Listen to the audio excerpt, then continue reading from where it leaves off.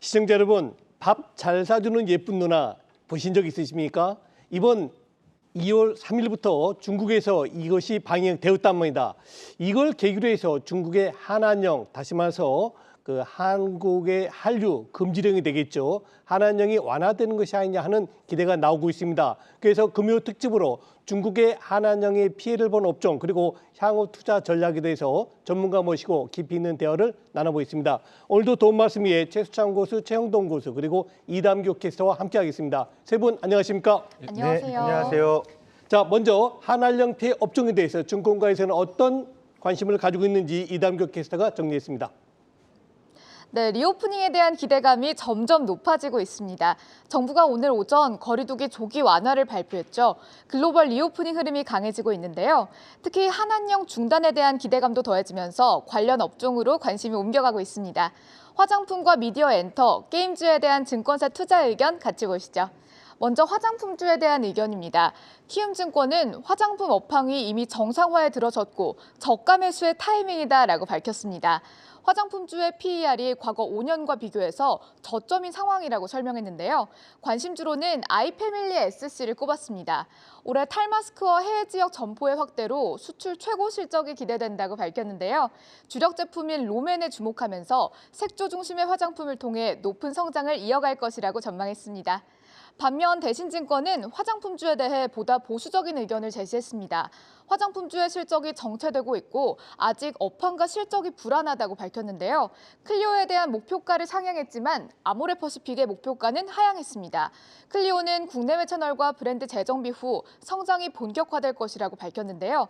반면 아모레퍼시픽은 아직 실적이 가시화되지 않았다고 설명했습니다. 다음은 미디어 엔터주에 대한 투자 의견입니다. KB증권은 미디어와 엔터 업종을 관심 업종으로 꼽으며 비중 확대 의견을 제시했습니다. 낙폭 과대 속에서도 주가의 저점을 지켜냈고 향후 실적 성장이 예상되기 때문이라고 밝혔는데요. 관심주로는 스튜디오 드래곤과 하이브를 제시했습니다. 스튜디오 드래곤은 올해 창사 이래 최대 규모 제작이 예정되어 있고 매출 고성장이 예상된다고 밝혔습니다. OTT 공급 또한 대폭 증가할 것이라고 설명했는데요. 하이브에 대해서는 올해 BTS 월드 투어의 기대감을 투자 포인트로 꼽았습니다. 대신증권도 미디어 엔터주를 긍정적으로 바라봤는데요. 성장주로서의 진화를 기대할 수 있을 것이다라고 전망했습니다. 관심주로는 스튜디오 드래곤을 꼽았는데요. 올해 업계 처음으로 미국 현지 IP를 활용해서 애플 TV 플러스에 공급하는 플랫폼이 예정되어 있다고 밝혔습니다. 마지막으로 게임주에 대한 투자 의견도 보시죠.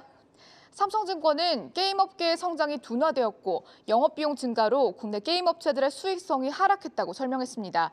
투자 의견을 중립으로 하향했는데요.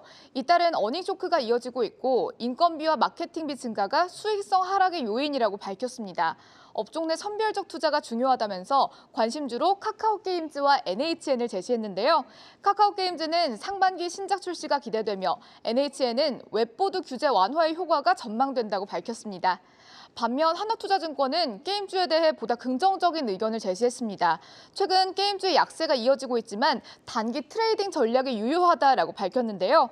그러면서 관심주로 펄어비스와 넷마블을 제시했습니다. 펄어비스는 분기별로 신작 모멘텀을 보유했고 중국 검은 사막 출시가 기대된다고 설명했는데요. 넷마블도 상반기 신작을 다시 출시할 예정이라고 밝혔습니다. 지금까지 리오프닝주에 대한 증권사 의견 알아봤습니다. 최수창 고수, 이번 드라마 방영 허가가 지난 2017년 한안령이 본격화된 이후에 이 중국 방송규제 당국의 첫 심의 통과 사례라고 하던데 어떻게 보세요? 이번에 한안령 완화 신호로 봐야 될까요? 우선 한안령은 신호가 없습니다. 실체가 없습니다. 그렇죠. 실제로 한안령이라는 게 무슨 페이퍼가 있어가지고 문서가 있는 것도 아니고 맞습니다. 전혀 없어요. 구속력도 없고요. 이것은 어떻게 보면은 우리 주시장, 우리나라 시장에서 만드는 말, 언론에서 나온 어떤 단어라고 봐야 되겠죠. 키워드라고 봐야 되겠는데, 그러니까 이것이 지금 뭐 방영이 이번에 된다. 정확히 말하면 2016년도에 사드 배치가 된 이후에는 어느 날 갑자기 우리나라 이 콘텐츠들이 방영이 안 되는 거예요. 그렇죠. 콘서트 취소되고. 그러니까 이거는 알게 모르게 보이지 않는 손이 작용했다. 이렇게 봐야 되겠죠. 그렇죠. 그런 점에서 계속해서 몇 년째 이어오다가 올해 초에 정확히 말하면 1월 3일인가? 1월 4일이에요. 1월 4일에 사임당 이영애 씨가 나온 드라마가 방영이 되고 있습니다. 중국에서. 네, 네. 되고 있는데 그것은 2016년도 11월에 심의가 통과된 상황이라 뭐 실질적으로 이번에 이 드라마가 처음 심의가 통과된 거로 봐야 되겠죠. 그리고 또 영화도 한 편이 있습니다. 오문이라고 해서 국내에서 35만 정도의 관객을 불러온 영화가 있는데 이것도 또 통과는 됐습니다. 네. 예. 근데 이 한한령 관련돼서 풀려가지고 지금 방영이 되는 것 때문에 완화돼서 더 많은 콘텐츠들이 될 것이다. 요거는 좀 아니라고 봐요. 아. 왜 그러냐면 실질적으로 보시면 그 영화 콘텐츠만 보면 영화가 2021년도에 약 4천만 불, 그러니까 우리나라 돈 400억 이상 정도가 수출이 됐는데 중국에로만 수출된 게 약 80억에서 100억 정도예요. 네. 근데 이거 최근에 몇 년 사이에 계속 증가는 했습니다. 그러니까 실제로 민간교류에서는 계속 콘텐츠를 제공하고 싶고 한국에 관련된 이 드라마 영화들을 수입하고 싶은데 문제는 방영이 안 되는 거니까. 아. 그러니까 이것은 주식시장의 호재로 저는 작용하지 않는다고 봐요. 한두 편 가지고는. 네. 왜냐하면 공식적인 게 문서가 없기 때문인데 결정적인 거는 이번에 베이징 올림픽 얘기를 안 할 수가 없는데 이게 또 공개가 우리나라에서 또 반중성사가 나오거든요. 그렇죠. 그러니까 양국의 민간 단체나 민간 문화 교류가 활발해지면 자연스럽게 이것이 이어질 거라고 봐요. 완화되고 그러겠죠. 더 많은 콘텐츠들이 수입되고 방영될 것이라고 보기 때문에 당장의 한두 편의 방영으로는 의미가 저는 크게 확대해서 갈 필요는 없다. 이렇게 좀 보이는 바입니다. 네. 자, 이번엔 제가 최영동 교수님께 한번 질문 드리겠습니다. 어찌 되었건 간에 이런 방영들이 계속되면 좀 좋아지는 거 아니겠습니까? 예, 그렇습니다. 최근에 조금 힘을 받고 있는데 미디어 엔터주 어떤 호재로 작용할 것 같습니까? 일단은 이걸 좀 보셔야 될 것 같아요. 지상파도 지상파지만 네. 이제 OTT 아, OTT. 쪽을 생각을 좀 하셔야 되는데 일단은 뭐 우리나라뿐만 아니고 중국 쪽도 마찬가지로 근 2년 동안 OTT의 성장이 어마어마했었습니다. 어마하죠. 예, 연성장률로 보게 되면 한 60% 정도 되고요. 네. 매출액 부분들로 보게 되면 200% 이상 상승을 하고 있는 그런 이제 흐름들을 좀 보여주고 있는 상황들이기 때문에 일단은 플랫폼 간의 경쟁 자체는 뭐 글로벌도 지금 치열하게 좀 진행이 되고 있고요. 그리고 중국 내에서도 지금 상당히 좀 치열하게 좀 진행이 되고 있는 상황들인데 이러한 이제 플랫폼의 경쟁이 작년도로 끝났다라고 하게 되면 이제 올해서부터는 사실은 콘텐츠의 중요성이 상당히 좀 뛰어나다라고 보시면 좋을 것 같고요. 일정 부분 이제 플랫폼의 성장에서 이제 그러니까 콘텐츠로 성장해가는 이 스토리 자체는 이게 중국은 아직은 시작이 안 되고 있는 상황들인데 글로벌리하게는 이게 계속 진행이 되고 있는 상황들이거든요. 뭐 그렇다라고 하게 되면은 중국 내에서 방영을 하고 제작을 하고 있는 콘텐츠가 중국 정부, 중국 국민들의 눈높이를 맞추지 못한다라고 하게 되면은 자연스럽게 해외로 눈이 돌아갈 수밖에 없는 그러겠죠. 상황이거든요. 네. 그렇다고 하게 되면은 이제 국내, 그러니까 동일 문화권에 있는 우리나라 콘텐츠에 대한 수요 부분들, 기대감들 부분들은 상당히 좀 커질 수가 있지 않을까라는 말씀을 드릴 수가 있을 것 같고요. 그와 더불어서 일단은 뭐 그런 측면으로 놓고 보자라고 하게 되면은 뭐 오늘, 그러니까 한편으로는 뭐 한 편이 방영이 됐다라고 해서 우리가 뭐 큰 의미를 부여할 수는 없겠지만 네. 이러한 부분들이 물꼬가 돼가지고 그 동안에 이제 국내에서 제작을 했었고 방영을 했었던 컨텐츠들이 앞다퉈서 다시 한번 중국 내 OTT에서 방영을 할 가능성이 상당히 높지 않을까라는 걸 말씀드릴 수가 있을 것 같아요. 뭐 이런 부분들로 미디어 쪽은 해결을 해 보시는 게 맞지 않나라는 말씀드릴 수가 있을 것 같고 그리고 엔터를 좀 보셔야 되는데 엔터 같은 경우는 사실은 미디어가 조금 장기간의 뭔가 전략들을 가지고 접근을 해야 된다고 하게 되면 엔터 같은 경우는 이러한 이제 한한령 스토리가 딱 마무리가 되고 좋은 흐름으로 좀 이어진다고 하게 되면 네. 미디어보다는 주가에 반영되는 속도 자체는 굉장히 짧다. 그러니까 지난번에 우리가 뭐 사드를 통해서 관련된 종목군들을 좀 보시게 되면 상당히 좀 급격하게 하락을 하지 않았습니까? 그 이러한 부분들이 완화가 되면서 또 빠르게 상승을 했다는 얘기죠. 네. 그렇다고 되면은 미디어 쪽보다는 엔터 관련된 종목군들이 주가 상승에 있어서는 좀 합리적으로 좀 접근할 수 있는 종목이다라는 거 말씀드리도록 그렇죠. 하겠습니다. 네, 미디어와 엔터주에 대해서 알아봤고요. 또 하나 궁금해하는 부분이 화장품주가 아닐까 하는데요. 그럼 최수찬 교수님, 네. 이 화장품 관련주 최근에 경기 재개 기대감으로 조금 오르기는 했는데 뭐 어떻게 보시나요?